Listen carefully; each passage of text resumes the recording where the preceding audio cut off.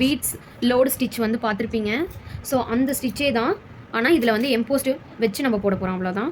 வேறு எந்த டிஃப்ரென்ஸும் இல்லை. இது வந்து சிங்கிள் கலர் தான் இருக்கும். சிங்கிள் கலர் லோடு ஸ்டிச் தான் நம்ம எப்படி போடுறதுன்னு பார்க்க போகிறோம்.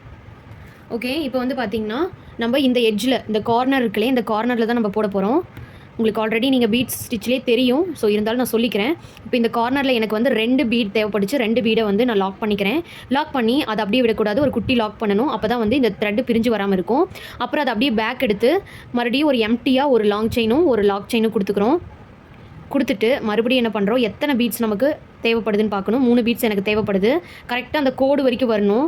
ஸோ கோடு வரைக்கும் நமக்கு வந்து எனக்கு 4 பீட்ஸ் தேவைப்படுது. ஸோ 4 பீட்ஸ் கொடுத்துட்டு ஒரு லாக் பண்ணிக்கிறோம். அதுக்கப்புறம் அது எம்டியாக வந்து ஒரு லாங் செயின் ஒரு லாக் செயின் போட்டுக்கிறோம். போட்டு முடிச்சுட்டு மறுபடியும் பீடை வந்து லோட் பண்ணுறோம்.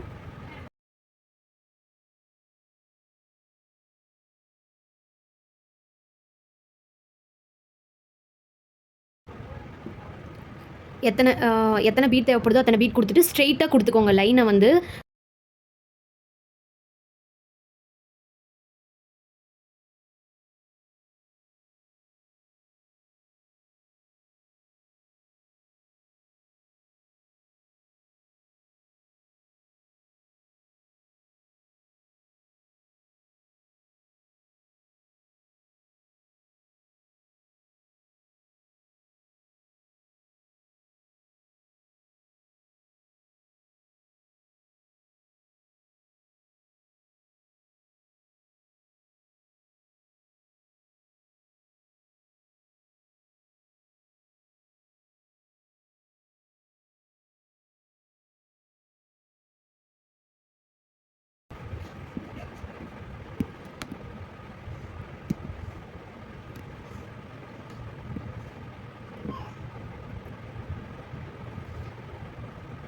கடைசியாக நமக்கு எத்தனை பீட்ஸ் தேவைப்படுதோ அத்தனை பீட்ஸ் கொடுத்துட்டு நம்ம ஒரு லாக் கொடுத்துட்டு அதுக்கப்புறம் ஒரு எண்டு நாட் போட்டுக்கிறோம்.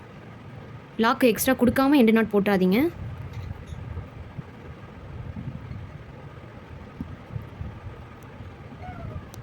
லாக் கொடுத்துட்டு அதுக்கப்புறம் பக்கத்துலேயே ஒரு எண்டு நாட்டும் போட்டுக்கோங்க.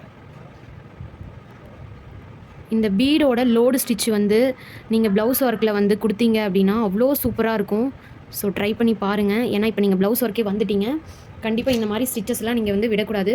ஓகேவா? அழகாக இருக்குது பாருங்கள், இவ்வளோ அழகாக இருக்குன்னு. இது அவ்வளோ ப்ரைடலாக ஒரு லுக்கு கொடுக்கும். ஓகேங்களா? அவ்வளோதான். இப்போ வந்து சிங்கிள் பீட் லோடு அவ்வளோதான் முடிஞ்சுது. நெக்ஸ்ட் வீடியோவில் பார்க்கலாம். தேங்க்யூ.